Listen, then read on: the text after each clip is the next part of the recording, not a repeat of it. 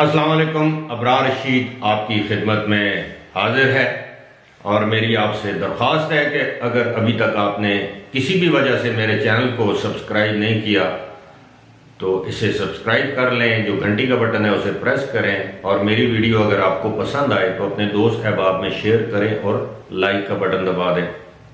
حسب معمول صبح کی پہلی ویڈیو میں آپ کی خدمت میں حاضر ہوتا ہوں دبئی اور پاکستان یا یو اے ای اور پاکستان کے کرونا وائرس کی صورتحال کے حوالے سے.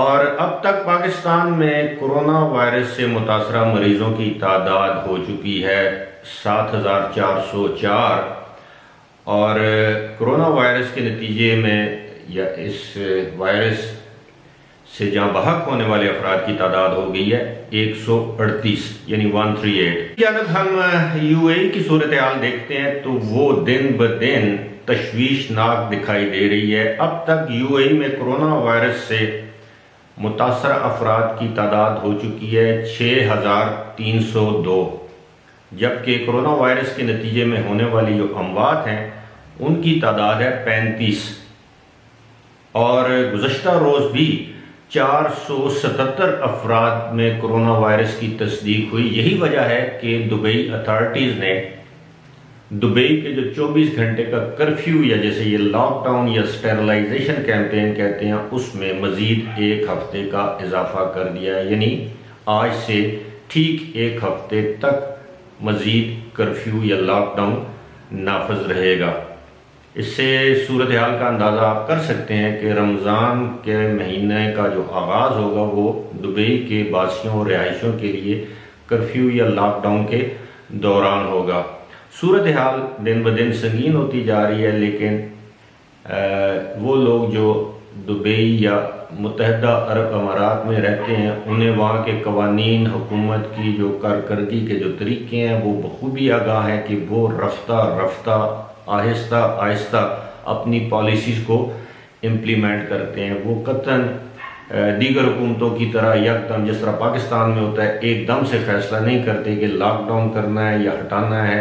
اگر وہ لاک ڈاؤن کریں گے تو آہستہ آہستہ جب اس کو اٹھائیں گے یہ پابندیاں یہ سختیاں نرمیوں میں تبدیل ہوں گی تو اس کی بھی آہستہ آہستہ اقدامات کیے جائیں گے. دوسری جانب بار بار یہ باور کروایا جاتا ہے دبئی ہیلتھ اتھارٹی کی جانب سے کہ اس وقت دنیا کے علاج معالجے کے حوالے سے بہترین جو سہولیات ہیں وہ دبئی میں فراہم کی جا رہی ہیں اور اس میں کوئی شک بھی نہیں ہے. لیکن ایک طرف یہ دعوے ہیں دوسری طرف ٹیسٹنگ کے جو معیار ہیں وہ بھی بہت اعلیٰ ہیں. لیکن اس کے باوجود جو کرونا وائرس کو کنٹرول یا کنٹین کرنے کے اقدامات ہیں وہ ہمیں زیادہ کوئی کامیاب ہوتے نظر نہیں آتے یا آپ یوں کہہ لیے کہ زیادہ حوصلہ افزا نہیں ہے. جو حوصلہ افزا بات ہے وہ یہ کہ اب تک تقریباً 1,000 سے زائد افراد 1,092 کے قریب افراد کرونا وائرس سے صحت یاب بھی ہو چکے ہیں. لیکن ہیلتھ اتھارٹیز کی جانب سے یہ بھی بتایا جاتا ہے کہ اس وقت یو اے ای میں یا دبئی میں کرونا وائرس سے متاثرہ جو افراد کی تعداد ہے ان میں وہ لوگ بھی شامل ہیں جن کو بڑے معمولی نوعیت کی علامات تھیں اور کوئی وہ زیادہ شدید بیمار نہیں تھے یا ان کی حالت تشویشناک نہیں تھی. لیکن اب تک یہ جتنے افراد کی اموات واقع ہوئی ہیں یو اے ای میں ان کے حوالے سے بتایا گیا ہے کہ وہ پہلے سے ہی کسی نہ کسی بیماری کا شکار تھے. کسی کو دل کا عارضہ تھا, کوئی گردوں کا مریض تھا, کسی کو شوگر تھی یا دیگر بیمار کینسر کے مریض بھی ہیں. اور یہ بھی بتایا گیا ہے کہ جو زیادہ تر جو لوگ ہیں وہ غیر ملکی ہیں اور عرب شہری کم ہیں. اور آپ سب کو معلوم ہے کہ دبئی میں جو جتنے بھی غیر ملکی ہیں ان میں عمر رسیدہ لوگوں کی تعداد کم ہے. زیادہ تر لوگ نوجوان ہیں یا 50 سال سے کم عمر کے لوگ وہاں پر آتے ہیں چاہے وہ روزگار کے لیے آئیں چاہے وہ کاروبار کے لیے آئیں.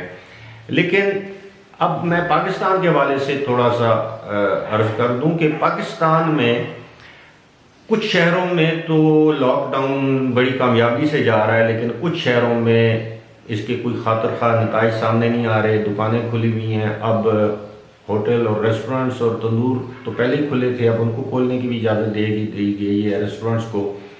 سڑکوں پر چہل پہل نظر آتی ہے، ٹریفک اسی طرح نظر آتا ہے، مسجدوں میں باجماعت نمازیں ہو رہی ہیں۔ دوسری جانب ہم دیکھتے ہیں کہ دبئی اتھارٹیز نے اعلان کیا ہے کہ تمام لوگ جو نماز تراویح ہے وہ گھروں میں پڑھیں گے، اور اس بات کا بھی واضح امکان ہے کہ عید کی نماز بھی گھروں میں پڑھنے کا کہہ دیا جائے، کیونکہ سعودی عرب نے پہلے ہی عید کی نماز گھروں میں پڑھنے کا اعلان کر دیا ہے۔ خیر، میں تازہ ترین صورتحال کے ساتھ آپ کی خدمت میں حاضر ہوتا رہوں گا۔ فی الوقت مجھے دیجیے اجازت، خدا حافظ۔